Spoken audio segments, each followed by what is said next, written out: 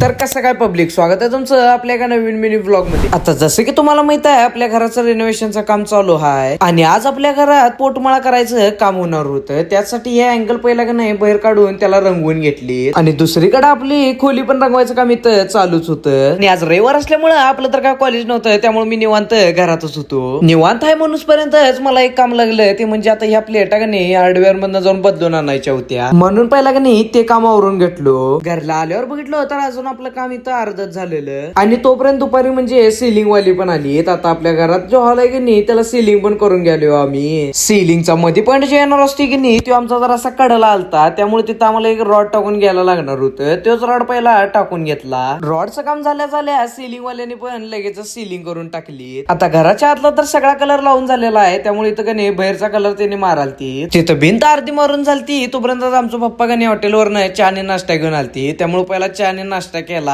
आता आजच्या व्हिडिओ मध्ये एवढंच बस। आता व्हिडिओ आवडला असला तर लाईक करा, शेअर करा, जाताना काम करा, ते म्हणजे तुमच्या मला फॉलो नक्की करा। चला।